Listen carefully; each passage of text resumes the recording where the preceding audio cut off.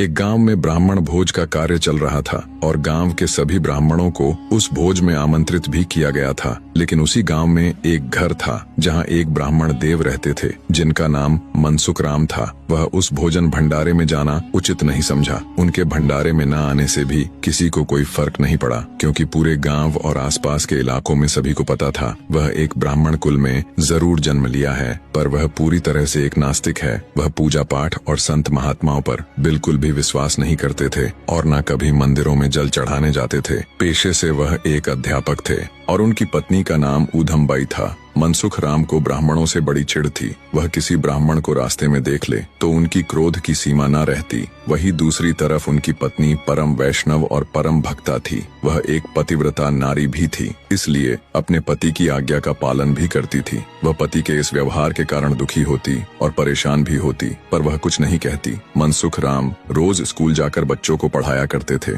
लेकिन थे वह पूर्ण नास्तिक। उनका गांव डाकुर से द्वारिका वाले रास्ते के बीच में था, तो इसी कारण उस रास्ते से संतों की मंडलियां आती जाती रहती थीं। ऐसा ही एक दिन था जब कुछ ब्राह्मण वहां से गुजर रहे थे। तभी रास्ते की थकावट और गर्मी के कारण एक पेड़ के पास रुके और सोचा कि इस गांव में चलकर भोजन पा लेते हैं। गांव में सभी तरह के लोग होते हैं, जहां सज्जन होते हैं वहां दुर्जन भी होते हैं। ब्राह्मण उस गांव की तरफ बढ़ने लगे। वही गांव के चौराहे पर कुछ सामाजिक तत्व के लोग बैठे बातें कर रहे थे। तभी उनकी नजर उन ब्राह्मणों पर पड़ती है जो गांव में प्रवेश कर रहे होते हैं। तभी गांव के एक व्यक्ति ने कहा कि इन ब्राह्मणों को एक बार मनसुख राम के घर भेजते हैं। तभी एक और व्यक्ति ने कहा, हाँ, ये आइडिया सही है, फिर यहाँ कोई ब्राह्मण नहीं आएगा। ब्राह्मण उन्हीं के पास पहुंचे और बोले, बहुत लंबा रास्ता तय करके आए हैं, सोचा कि इस गांव में कोई वैष्णव के यहाँ जाकर भोजन प्रसाद ग्रहण कर ले। तभी उनमें से एक व्यक्ति बोला कि आप मनसुख राम के यहाँ चले जाओ, वहाँ आपको प्रसाद जरूर मिल जाएगा। वह ब्राह्मण गांव में पूछते पूछते मनसुख राम के घर पहुँचे।